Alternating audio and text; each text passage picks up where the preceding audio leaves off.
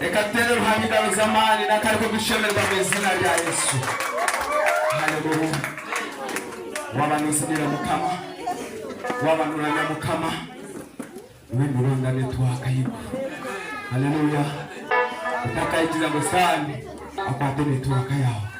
Haleluya. Ejizoba nizoba ry'ugutanga magara gitu. Haleluya. Amen. Nizoba ritari kugarukaho kubaho. Haleluya.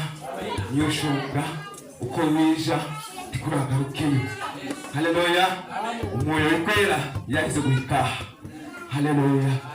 Bana kije tugutera mu ngabo. Haleluya. Twaza kwakira umurisa witu. Haleluya. Aduhiseho. Haleluya. Kigambo cya ruhanga kwenda kamwakire ncabe ba Asha barete no gutekamo ibihembwa yo na kimwe cy'ikumi baterera korasi. Haleluya. Banze duhe mu nzu ya mukama. Haleluya. Ruhanga yaguhereza nicende niwe umuhereze. Haleluya. Ba Asha teretere no gutekamo ibihembwa yo baterera korasi duheyo mu nzu ya ruhanga. Abishongozi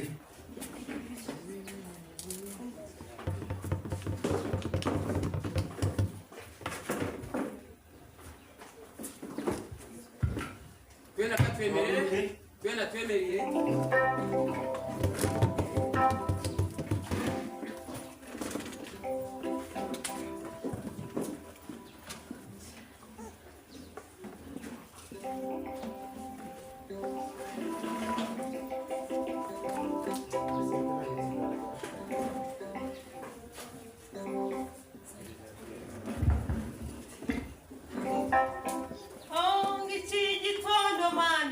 Turagushima iki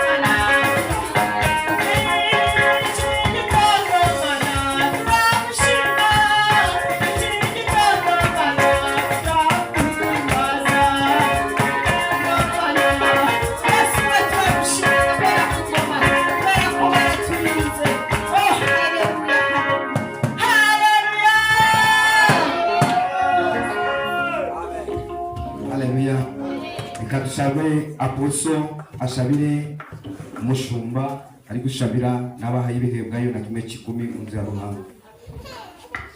Mana duciye bugufi tuzamura icyubahiro cyawe. Buri gihome mwami kidukingira ku mana n'ijoro, niyo mpamvu uyu munsi tugihumeka mu kabazi.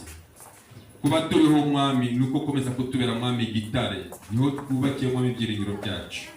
Turagushimye mwami ku uyu munsi udasanzwe, umunsi mwami dusubizwamo imbaraga datamwa, umunsi twibuka mwami neza yawe no munsi wazukiyeho, umunsi wa mbere w'icyumweru.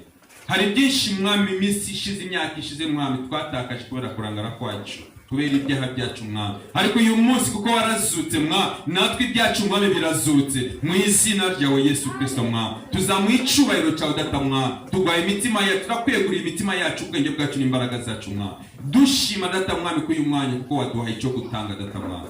Ndabizi neza yuko mwami nari muzasaba icyo utaduhaye mwami, icyo waduhaye nicyo dutanze mwami, ariko nabene tutabashije kubona mwami icyo gutanga, ariko mu mitima yabo mwami batanze ituro. Reka mwami bagire neza kugira ngo ubutaha nabo bazagira icyo batanga data mwami, kandi natwe mwami twabashe kubona icyo gutanga. Reka mwami uzakomeze utwongere kugira ngo tuve mu biza tujya mu bunzi data mwami. Urakoze mwami, reka mwami aya maturo data mwami, amaturo adasanzwe mu buzima bwacu, kandi ahindure byinshi mwami uhereye uyu munsi kugeza iteka ryose. Ndakwingize mwami ngwereke umucakazi wa mwami usanze umukoresha data mwami, reka data mwami iki gitondo wongere mwami umukoresha mu buryo budasanzwe, kugira ngo mwami ijambo ryawe ucishije muri we rihindure ubuzima bwacu, kandi rutubereye mwami imbamba riduherekeza mu buzima turimo, kuko ntabwo tuzi isaha n'igihe uzazira kutwara itorero ryawe, ari wo mugeni wawe. Reka data mwami ijambo ry'uyu munsi kugira ngo mwami ryere imbuto muri twebwe, kugira ngo mwami imitima yacu yongere mwami igire ishaka n'inyota n'inzara yo gukiranuka mwami mu bihe byose, kugira ngo uzadusange twiteguye data mwami. Turasenye imigambi yose y'umwanzi Satani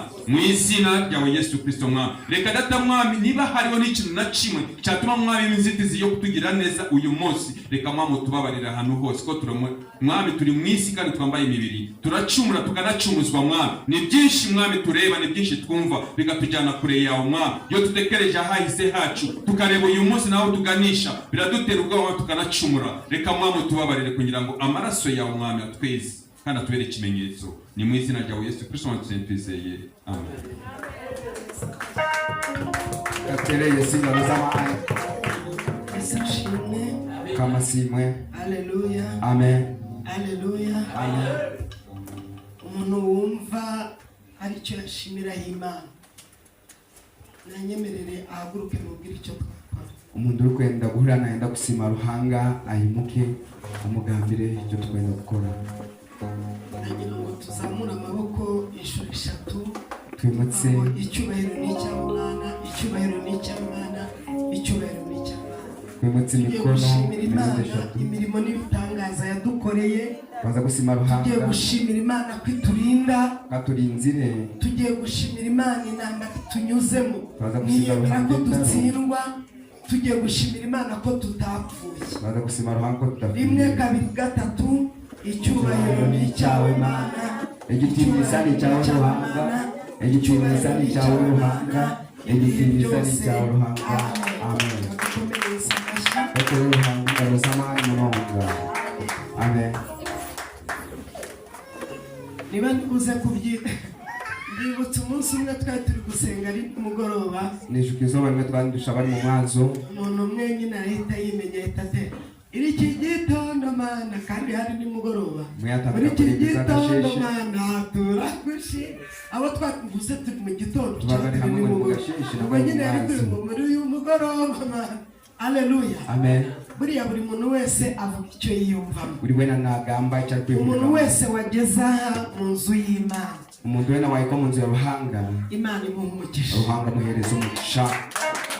Hanze ni habi, aheru ni habi, hanze ntago ari heza, aheru tiharungi. kubera ko tugiye kwinjira mu mwanya wo gusenga. Uyu munsi ndumva nashaka kubwiriza umwanya murimo, ndumva nshaka kubwiriza akanya gato niba muri kubyibuka twaririmbye indirimbo ngo mu gihe cyo kugira gute cyo gusenga amasengesho yacu yagera ku Mana yitunika ruhanga tugiye gufata umwanya wo gusenga twaza kwatubwira ko gushaba tugiye gufata umwanya wo kwinginga Imana twaza kwata akanya ko kwishengeza ruhanga ngira agahinda gakomeye ningira ikiringa munonga iyo ndeba umuntu yageze mu nzu y'Imana agataha adasenze ngari mu ndaya ko mu nzu ruhanga yagaruka bakavuga meze gutya reba bakwigisha reba bakaririmba reba ukabona ntashaka no kuvuga bagashomesa nareba bakaburira nareba kuri Satani bari kukwiba bikomeye Satani nawe kwiba igihe wanesheje abadayimoni ugasiga urugo rwawe igihe wasimbura abadayimoni ugasiga ikayawe ukava mu byo ari gukora uyu munsi ukaruka mu bantu ukorera izuba ukaba ugeze mu nzu y'Imana ukaba wajya mu nzu ya ruhanga katika jina la Yesu katika jina la Yesu koma shetani twirukanye imyuka mibi ifunga abantu munwa ntibabashe kuvuga ngo aleluya.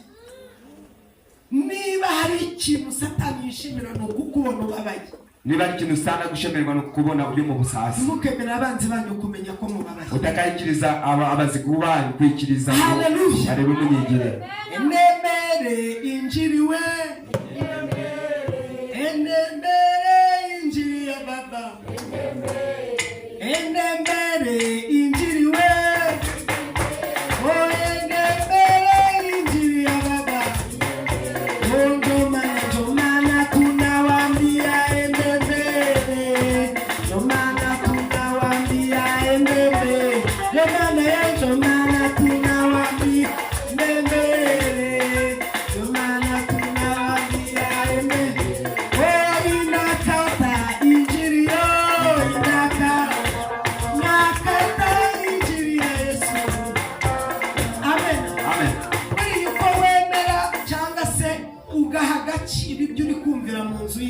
ni kugenda ubuhuka mu izina, abadayimoni bashe mu izina, imyuka mibi gutsikamiye ishe mu izina, abadayimoni batwara umunezero bashe mu izina, turabatwitse mu izina ya Yesu.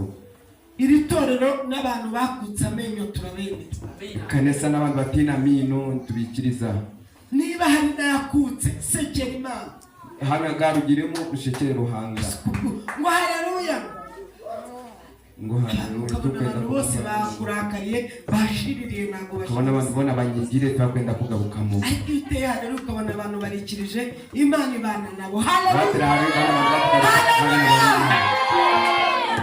yakoroka abantu ni ngo haleluya akakora ngikiteta barikirije uti haleluya yewe niba hari ikintu kinezeza umutima wa Satani ukubona utashye uko winjiye mu nzu, uko wataha mu nzu ya ruhanga ariko wagaruka yose nashimye. Mujye mureka dukoreshe verbe bita kwirwanaho kugira gute nababwiye abamwe babizi hano ntabwo ari benshi, ariko nababwiye ukuntu barumuna banjye ndimo mbarera imyaka 6 turara mu kizu kitagira abantu kumakarito. Nari narababwiye ngo nituzaya tugira amahirwe tukabona hari urugo tugiyemo batwemereye kurya ibiryo byabo nimukajya kurya muzana ubunebwe mu kurya. Haleluya amen. Gusara n'ugushishikara nk'umusazi yabonye mugenzi wa saraga aramuseka ndagiye kubona haje undi musazi wari gukubita abantu n'amakopo n'amadebe byose ateragura, yahura n'umuntu akamuvuduka, wa musazi w'umusaza araseka aratembaga abatari kuguye umusazi kweri ni muzima ngo yavuze ngo waguye umusazi kweri ni muzima ni nawe yakorera ngo ubuye umusazi ubari gusara uko bikwiriye. Ubundi ijambo gusara ni ugusaranye, niba usaze sara kwita abantu fata amadebe batere vuruga aho usaze gake sarira kimwe mu byerekana sara yiyambure ingutiya zikorere kabutura zirebesha ibisanu ikire ku kibuga sara nyi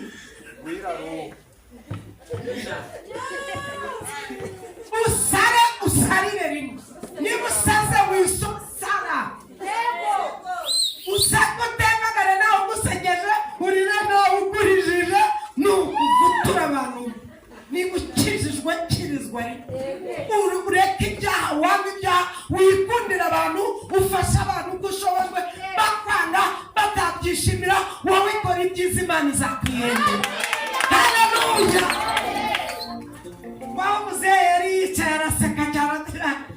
mbere yanyuze asara gake ndakunenze rero haje usara wakamejeje abanye muzehe arazaramukaga agiye gutoragura amawe muzahita amanuka ati njye nakwereka nasaze kera ntundebe pfesha akaruhuko kugira ngo ndoroshye nasaze kera ubu nagusarana musaza arebye mu maso ya muzehe asanga afite abazima igihumbi apuringa dawuni abati we yasaze kera kabisa ntabwo uzati naso angatisha atansiyo ujye ugira busariraho nugera ku basazi bahumuye uwitonde ko twe twasaze kera twasarana tareba neza tukanakwica nangije agenda akanga abantu aramuseka muzehe araseka cyane ati sara uracyabiharaye numara kuruha izuba ryakunyikiye icyaka cyagwiriye imvura ikunyagiye imyenda yacikaguritse ikibuno kirirwa hanze uzaruhuka uze twicarane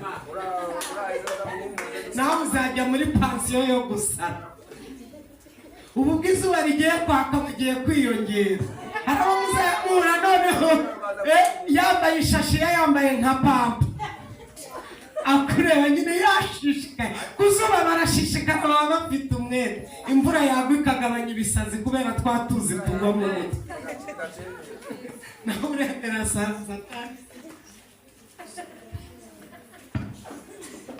bagiye mwishima ko turi mu nzu y'Imana ni mwisekere nta musoro ujya uba mu guseka nta URA iri buze kugusoresha mu wasetse ahubwo guseka byongera imyaka yo kugira ngo yo kubaho ko n'ubundi umaze iminsi wararakaye isi yarakurakaje ibihe byaragushiriye sara uracyabiharaye numara kuruha uzaza wicara ahangana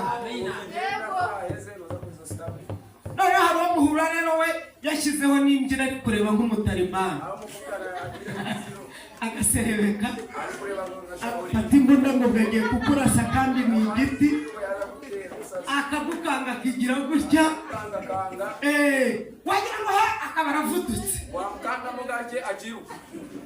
hamukanga rero ahubwo agahita kuvuduka we yari yakubabariye arakira uzibeshya ubakange akwirukeho fotora rero pasiteri ari kuvuduka umusazi amwiruka inyuma aratsindwa n'uwiteka ingutiya ni uko uzikorera ugakandagira aho gukubitwa n'umusazi uriya wagongwa na moto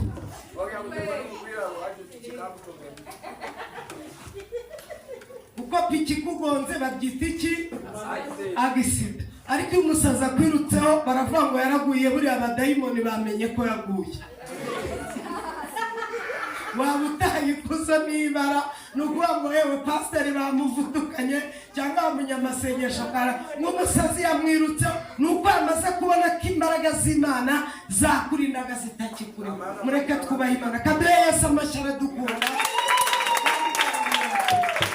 turasoma ijambo ry'Imana dusanga mu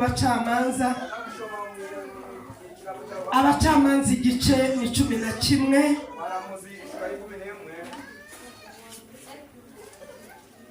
turasoma twihuse. Abacamanza ibice ni 11 turahera ku murongo wa mbere dushyitse ku murongo wa 11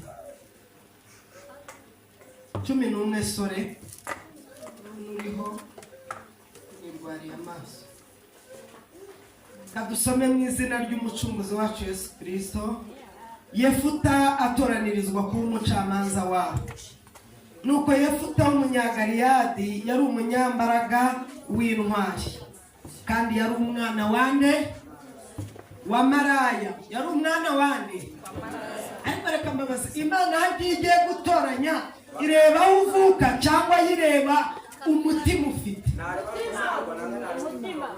Imana igiye gutoranya ntabwo ireba ibikara cyangwa inzobe. Ntabwo Imana itoranya abananutse ngo ireke twebwe ba kibonge.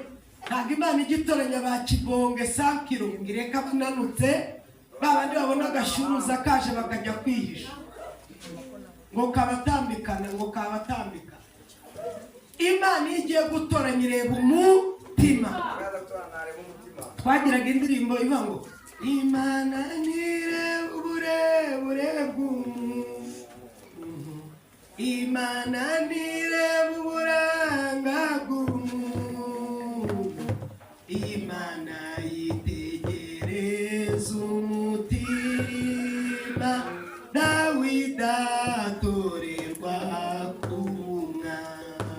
Haleluya.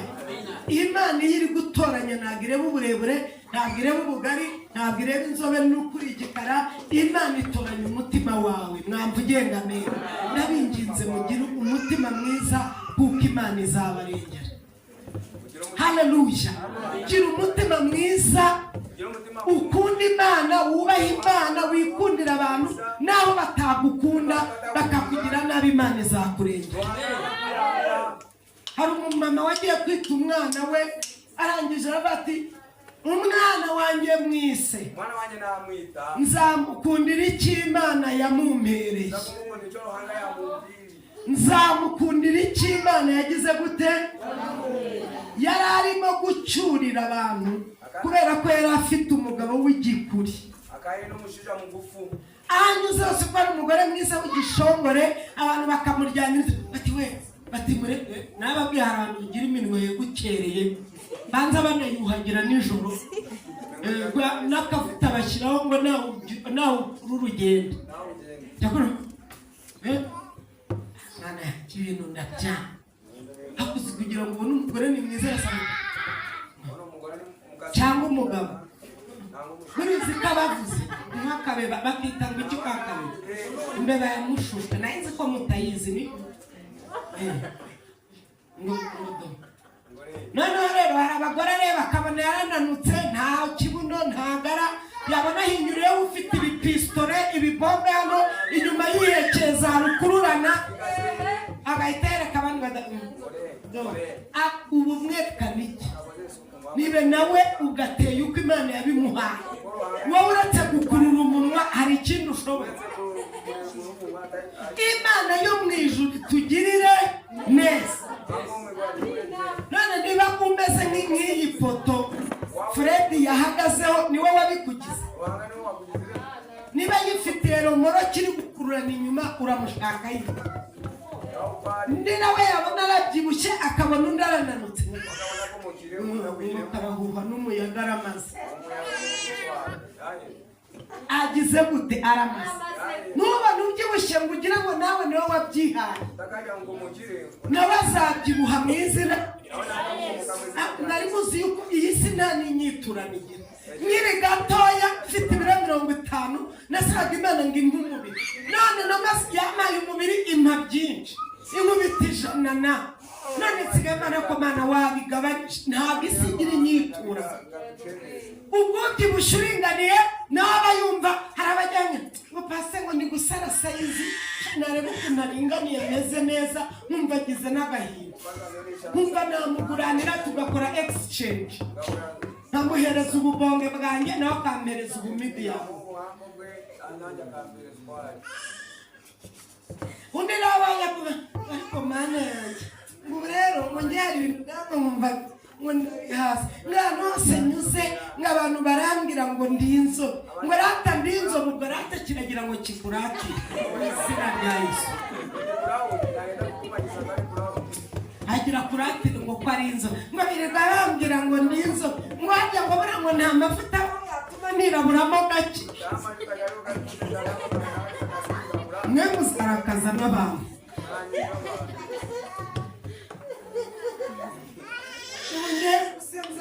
ngo ndi inzobera, ubwaragira ngo mumurebe.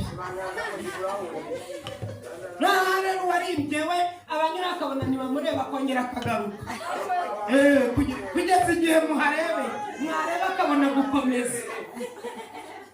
Abantu ni ba ntamunoza, abantu bagumarwa agaca imbere ya pisi akabona pisi araranga akongera ngo kugira pisi yahareba ati pisi aha pisi kutari kwikiriza kandi ari wenda aragati agakora ku buryo amureba. Abantu ni ba ntamunoza, abantu bagumarwa bakajya muri mirwa ndakazo mumira asubumana wa moji kuki ndi igikara, ni igikara cyiza, nta n'igikwaye, ni mwiza kimwe.